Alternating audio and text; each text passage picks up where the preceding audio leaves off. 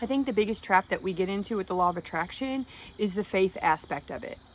Because if we're going to say that law of attraction does work, then we also have to realize that it takes some time. And so in between your constant negative thoughts and your positive manifestation, there has to be some time. Time to start thinking more positive thoughts and then seeing those. So the idea is that the present current reality that you see right now in the law of attraction is what they call old news, right? It is basically the product of what we have previously been thinking. And so if we're thinking positive and then we look around and, as Abraham Hicks says, we take score, then we're going to be like, it doesn't work. And then that's a negative thought, and it's a limiting belief. It's a limiting thought. And then we keep thinking that because we keep looking around and we keep saying things aren't perfect yet. And then aren't we still stuck in that negative cycle? You know what I mean? So I was learning about the law of attraction through Abraham Hicks back when I was in a very narcissistic, toxic relationship. And I was able to get out of that narcissistic, toxic relationship. And I still consider myself a superhero for doing so. and for getting happy. I have an amazing life right now. And I feel happy 90% of the time. Well, I feel a sense of joy 100% of the time. But I'm not always like super happy, if that makes sense. Anyways, like a sense of like true knowing that I'm connected, like, to, I don't know, God, the universe, whatever we're calling it.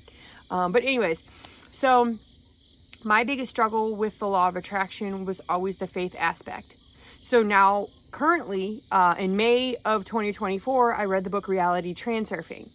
Reality Transurfing brought it to another level. Reality Transurfing is literally like this thick of a book to read. It's 19 chapters. Each chapter takes over an hour to read. Some of them 2 hours to read.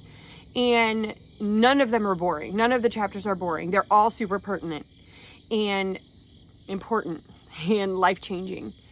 And I read the whole book. It took me about a month. And then now I'm rereading it.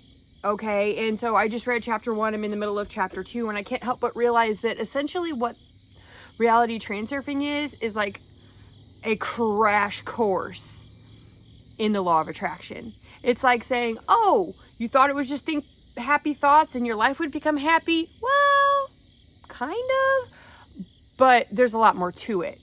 And when I try to think back, like sometimes I get down on myself, right? And I'm like, oh man, I knew about the law of attraction for years now. I should have won the lottery by now or something.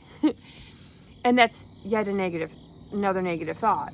So then I'm stuck in this negative pattern, right? Of thinking, oh crap, like I should have figured it out and I am not very good at it and stuff like that. But reality is very flexible.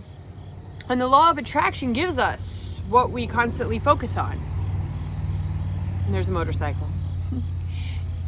And what I'm starting to realize is that if I were to focus on and sort of embody the idea that law of attraction does exist and that it is working, I can prove that.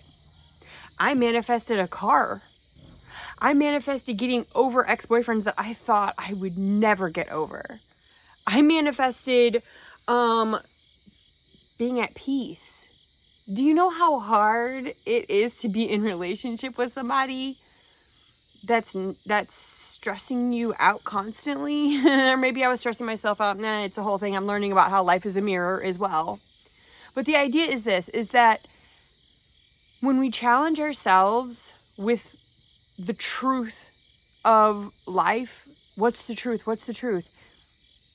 Maybe there is no ultimate truth.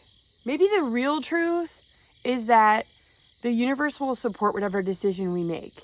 And the decision that I'm making is that the law of attraction works. And it works for me. And it has been working. And that the longer you do it and the more you become acquainted with it, the faster it works. And how beautiful life can be.